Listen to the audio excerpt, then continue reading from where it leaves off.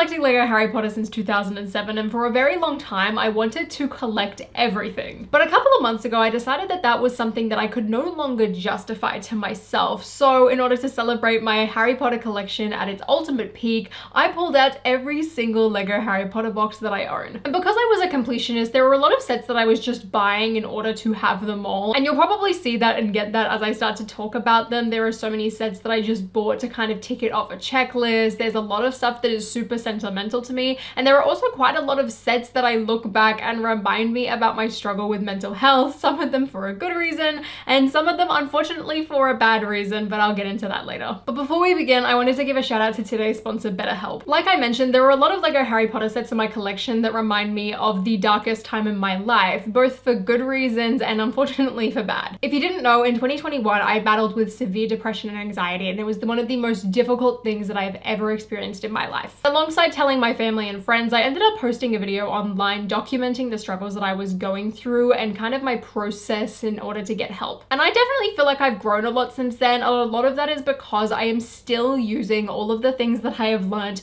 to this day. BetterHelp will help connect you to a licensed therapist who will listen, help, and give you unbiased advice. You can have your sessions as a phone call, video chat, or messaging, whichever you feel most comfortable with, because it is very daunting at first. I know I bawled my eyes out during my first session. To start, you'll fill out a questionnaire which helps assess the support you will need in order to match you to a licensed therapist. And if they're not feeling like a good fit, you can easily switch to a new one. If you think you might benefit from speaking to someone, consider using BetterHelp. There's a link in the description that will give you 10% off your first month, so you can take that first step and see if it helps you. Thank you again to BetterHelp for sponsoring this video, and before we get into details about that part of my life, let's start at the very beginning. Now, as it stands currently on the 18th of May 2023, I have 78% of every single Lego Harry Potter item that is listed on Bricklink that has ever been made, and that to me is absolutely insane. So starting off is the set and reason I even got into Lego Harry Potter, and that is the 2007 Hogwarts Castle. As you can see, this box is incredibly damaged. This was my first ever Harry Potter set, and like a lot of other first sets, this set is incredibly sentimental to me and has a fantastic story behind it. This in particular was gifted to me by my grandparents for Christmas in 2007. I called up my nan one night who lives in the UK asking for Lego Harry Potter because I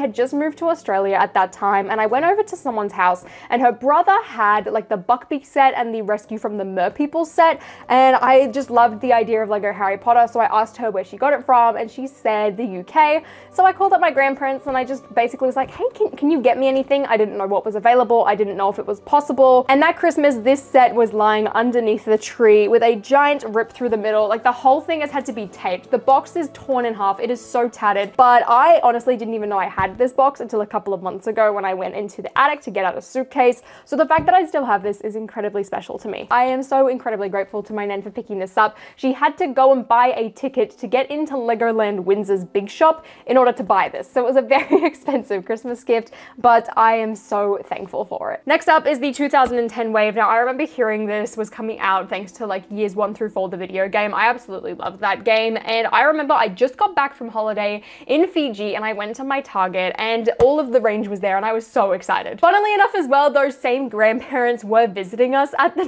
time. So when I was in store, my nan actually bought me my second Harry Potter set ever, which was Freeing Dobby. And then the rest of the wave we bought that day, but I wasn't allowed to have it until my birthday because from memory, this all released on the 1st of October. So I had to wait, unfortunately, a couple of weeks. Everything was stored in my parents' wardrobe and I kept going in, and one set that I kept picking up and was like begging for my mum to have early was the Quidditch match, so much so that she did actually give in at this point and I was allowed to have this early. So then for my 11th birthday, first up I got Hagrid's Hut, which was the one I was most excited for since it came with all of the original trio and Hagrid, and just overall was a really cute set. Besides that, another one I was really looking forward to was the Hogwarts Express. The Burrow though, I think might have been my most hyped set because of Bellatrix, and again, because of that Ginny minifigure. I loved her hair, I loved her face print. This set still holds up to this day. I mean, the build definitely has been improved on, but the minifigure selection, this set was killer. I just love seeing all of these boxes. It just makes me so happy. And there was one set from that wave that I didn't get for that birthday, which was actually saved to be a gift from Santa later that Christmas. And there is a photo of me, and in that Toy Story wrapping paper, that is this set. But it of course was the 2010 Hogwarts Castle. I was begging my parents for this for Christmas. I was begging Santa for this for Christmas. Christmas, and to actually have it behind the tree made me so excited. The next set is the 2011 Battle for Hogwarts. Now this was the only set, it's not even called Battle for Hogwarts, it just says Hogwarts on the box, never mind. Anyway, this was the only set that I got from that wave. I still really wanted Harry Potter, but I don't know, I guess my mum just like didn't want to buy it for me at this point. However, this set was actually in Costco. This was like the early days of us having a Costco membership, and this was one of like the best finds we had. But literally in the car ride home, I had it on my lap and I'm just staring at it. Thanks Costco. This was like one of the first times I'd found Lego in Costco. Given how everything is buried in the pile down there, I feel like that's going to be the end of our chronological order, because I guess the next easiest part for me to go through is this giant lot of like early 2001 to 2002 Harry Potter sets that I got. Before I do that though, I wanted to show off this like Lego Harry Potter vintage little poster thing from the instructions that I got from one of the channel members, Marco.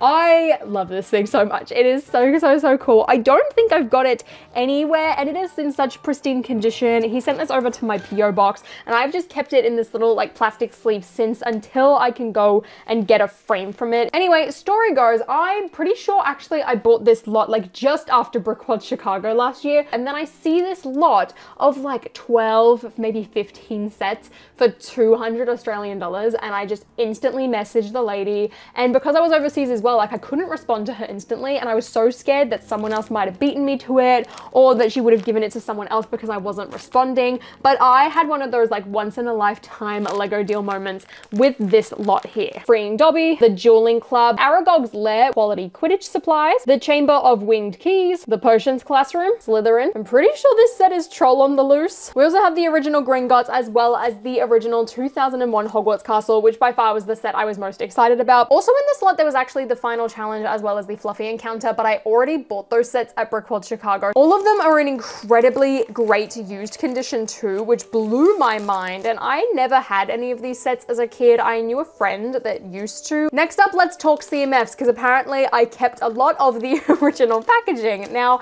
I saw this on Instagram one day, and I just kind of froze in my tracks. I couldn't believe that it was real. It was incredible. I'm pretty sure it was like Lego's own Instagram post that I saw, and I was so excited. I sat there and I felt through every single one of them until I had all of the Harry Potter minifigures. I didn't buy any of the Fantastic Beasts ones. I found all of them, so I could have had a Percival Graves. This was also the series that I got my first ever duplicate and felt incorrectly. I ended up with 2 Luna Lovegoods instead of a Luna and a Dumbledore, which was pretty funny. But while I was there like going and feeling through them, I went and had a look at the Lego section, and they had the Great Hall set, and I did in fact end up buying it that day. I mean, like a lot of people, this was kind of my return to Lego Harry Potter. I didn't think I was gonna get this set. I told myself I would only buy the minifigures, but this hooked me in. This set was just so exciting and so special, and I am really glad that this theme came back, because it really brought me back into the world of Lego, and I'm forever grateful for that. For a year, like this was the only one that I had bought. However, when they announced their second wave, I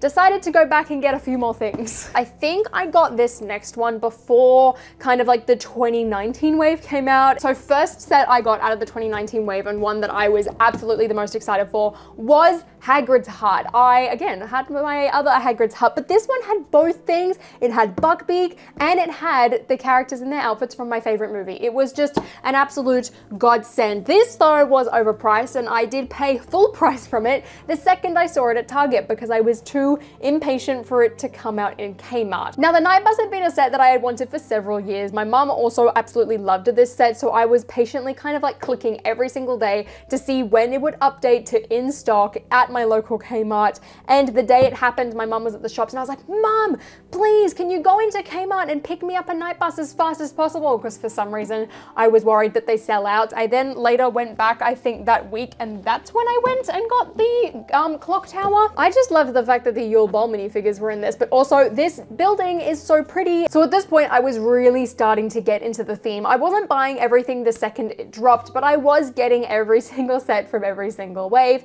It was just a matter of when. So when the Beauxbatons carriage came out, I ran and bought that. Same with the Graveyard, and I have everything. It's all in the pile back there. Though honestly, looking at everything, the lines are getting a bit crossed from that wave. I don't even know how to put it all back. I'm just gonna leave it on the floor. Next up, I guess in chronological order, is really, I guess, like the time where like things kind of kicked off again with like me restarting this YouTube channel. So on the 2nd of June, I quickly pretty much like bolted on down to Bondi Shopping Center with my mum and picked up 3 sets. The first was the Hogwarts Room of Requirement, the second was the Forbidden Forest Umbridge Encounter, and the last one was the Astronomy Tower, but that's chilling out over there. I built both of these sets and I decided to film reviews on them both. Why? I'm pretty sure it was just because I didn't see any and I was like, well, if I keep looking for them, like, why not just post it? I have this old YouTube channel from when I was like 9 or 10, like I'll just upload it to that. And I remember like sitting there recording and just pretty much getting stage fright. I knew exactly what I needed to do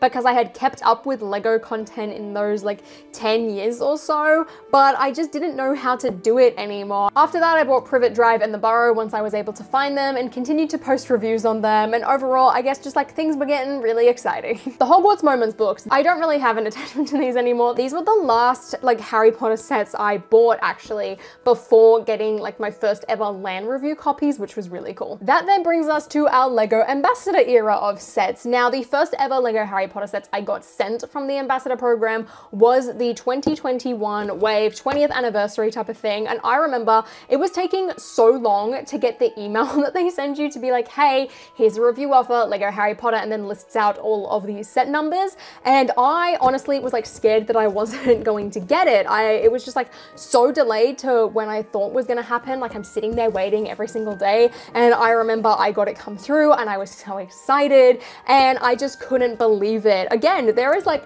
a pretty like interesting story, I guess, like behind these sets. So I remember I got my offer and I shared it and someone was just like so angry at me that I got it and they didn't. There was like a lot of jealousy going on. It was really, really weird. It was the first time I'd ever gotten my main sort of core theme sent to me from Lego, so it was a really exciting time for me. And I remember when I got them all and I opened them and I unboxed them, I was sending photos. They were an Ambassador too and they would just get getting progressively angrier at me. It was really weird. I was like, can you not just be happy for me? Apparently not. But you know, fun story behind that wave of Lego Harry Potter. This is the only box that I could find from that wave that like wasn't buried. This was by far the worst set from that wave, so I don't know why I'm showing off Fluffy Encounter, but yeah, this was the first time I ever got sent stuff from Lego. I didn't get everything from that wave, but it was like majority of stuff, and these videos did crazy well as well, which was really, really nice and really kind of heartwarming because I'd really only been posting Lego Harry Potter reviews for like a year at that point. So for these videos to do incredibly well and compete with a lot of larger channels like on a view basis, it was an amazing moment for me because it kind of just solidified to myself that I'm like, yes, like I can go and compete in like the big leagues of Lego YouTube. And I guess it really like cemented my part as like a core Lego Harry Potter reviewer, and hopefully to a lot of people, like the person that you would go to for Lego Harry Potter content. That is always something that I have like really wanted out of my channel, and I feel like I'm at a place where I can get there. After the jealousy storyline, I really started to doubt my like self-worth as a Lego creator, and I just went through a really bad time just in general. If you were following me during that time, you may be aware that I was suffering with severe depression and anxiety as a result of that breakup, and it was just a really rough time for me. So when it got to this Harry Potter promo and I initially didn't get a review offer from it, that was a really interesting experience for me. At this point, I'd been sent the entire summer wave and I'd been sent the Hogwarts icons, and I was incredibly grateful for all of that. And then this promo rolls around and I never got an email. I found out from someone else that they had been sent out because they were friends with a couple of other ambassadors. So I contacted LAN, and I know that there are going to be people who are going to think like really poorly about this, but at this point in my ambassador journey, I had felt that I had proven myself to be a really, really, really good kind of solid point in the Lego Harry Potter space. I had really high views and I pitched that to them as well. I was like, here are how my videos are performing compared to these channels with like 10 times the amount of subscribers as me. The ambassador program as well does say that they promise to try and get you your core theme always. They eventually did end up sending it to me, so I did get very lucky, but overall it was just like a really weird experience. I don't know why I wasn't offered this set as a review copy, and if it was a set I could buy on the shelf, I would have just done that. But since it was a promo, I don't know, it left a kind of sour taste in my mouth. Was that a bad thing to do? Maybe. Was it an entitled thing to do?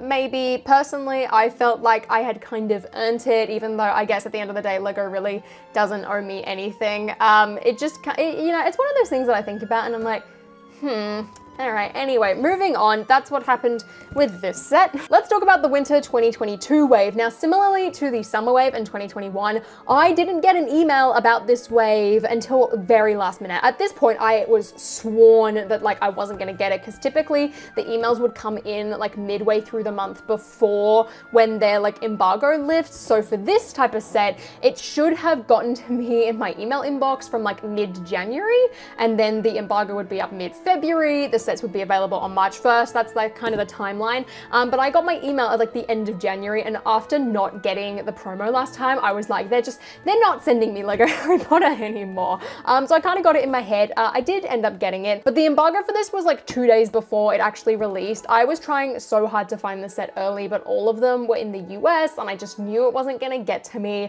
I actually ended up finding this at my Lego store and could purchase it from my Lego store before the embargo lifted, so I did that. And this is where the LAN era of sets comes to a close with the summer 2022 wave of things. I was supposed to get this entire wave from LAN, however, like my whole thing with LAN and like me getting kicked out and not being a part of the program anymore happened a couple of weeks before these sets like embargo was lifted. So yeah, technically I guess like these are like end of era, like still LAN era sets, but at the same time I don't consider them to be. I kind of consider these to be like the first ones that I got without LAN, if that makes sense, this entire wave. This set I don't really care about. This one is awesome, the Hungarian Hauntel. Looking at the rest of these sets, I feel like there are only really two more that have a really intense story attached to them. The first is the UCS Hogwarts Express, which is at the bottom of the pile, so I'm not even gonna try and get that. Notoriously, the collector's edition Hogwarts Express was like the best Lego leak of last year. It was just randomly posted on Reddit one day because Lego Australia and New Zealand sent a bunch of Hogwarts Expresses to people in New Zealand instead of their Lion Knight's castle, and this day was like so stressful for me. The fact that that leak happened, firstly, was incredibly exciting and incredibly exhilarating, but the second that I found out that the set was in New Zealand, I was on a mission. I was like messaging on Discord, I'm messaging people who live in New Zealand, trying to figure out how I can get my hands on this set. I am like talking to the guy, I'm trying to see if he would sell it to me, and like I'm not getting a lot back. So I just like literally said to him, I was like, what if I give you 1,400 New Zealand dollars?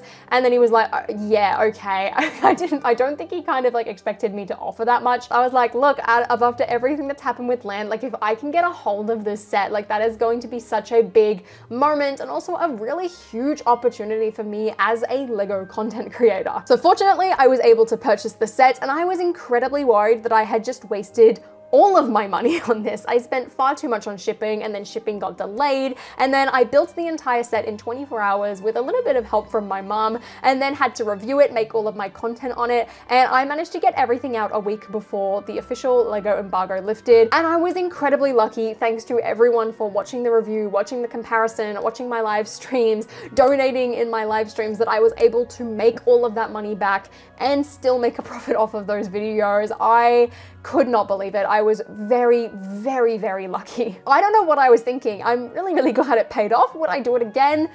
Maybe, I don't know. Is the Hogwarts Express my favorite set ever? Absolutely not. However, I will never get rid of it just because of what an insane kind of ride and adventure that whole time period was. I was exhausted for a full week. That train took the life out of me. It was intense. And lastly, we have to talk about my baby, my white whale, my crown jewel of my Lego Harry Potter collection, and that is Diagon Alley. Actually, before I even talk about that Diagon Alley, I want to talk about the other Diagon Alley. That Diagon Alley I got just before I hit 10,000 subscribers, and I remember streaming it for 10,000 subscribers. We also have the Hogwarts Castle, the UCS one back there. I finished building that the day I hit 30,000 subscribers, so that was really cool. But my White Whale set, Diagon Alley, I bought and I saved it until I hit 50,000 subscribers. This set right here is my baby. This had been like, what, 10, 12 years of waiting in the making. I saw this at Target. I asked my mom if we could get it. She said no, because my sister and I did not have enough money combined, because my sister had a few weeks before purchased Super Mario Galaxy with the pure intention of getting it so that it would unlock Rosalina inside Mario Kart Wii. And I remind my mum of that story all of the time because that action cost me like 550 Australian dollars. I had ummed and ahed about getting a couple of these sets because, like, sealed or used, they were always like $500, $600, and that was just insane. It had been a set that I'd always set my eye on, and I was like, one day I will buy this. Like, I don't care, no matter what I'm doing. I knew one day I was gonna own this set, and I found one that was listed in Sydney, sealed, brand new, for like 550, and a couple weeks before there was a used one for around that same amount, and I knew I couldn't pass it up again. I was really, really lucky to find that listing and find that deal, because at the time a sealed one cost like $800, $900, and I put it away. I saved it until I hit 50,000 subscribers, which was just before Brickworld last year. To be fortunate enough to buy my favorite and dream set from my childhood as an adult is such an insane thing, and it's a really, really special thing for me because essentially YouTube helped me be able to do that, being able to make content out of it, being able to make the money back on that set, and being able to have it as part of my collection and just a part of my career.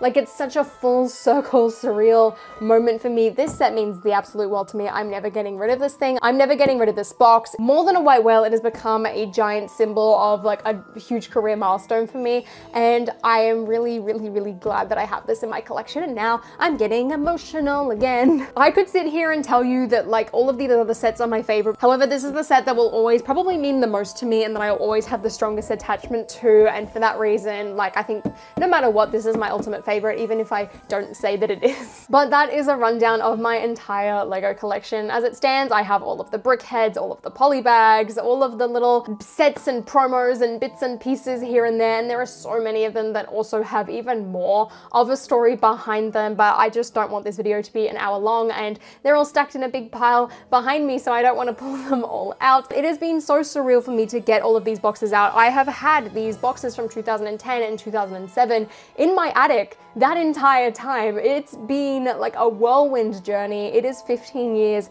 in the making. This is such a large portion of my life, and also a portion of my life that for many years I didn't tell anyone about, and now I talk about it publicly on the internet. It's just like, it's a complete 180, and it's something that I'm incredibly proud of. This video I pretty much made just for my own record, to be like, hey, this was my Harry Potter collection at its absolute kind of peak. But I really hope you enjoyed this deep dive into my collection, and if you did, please give me a thumbs up, consider subscribing to my channel down below, and until next time guys, I'll see you later.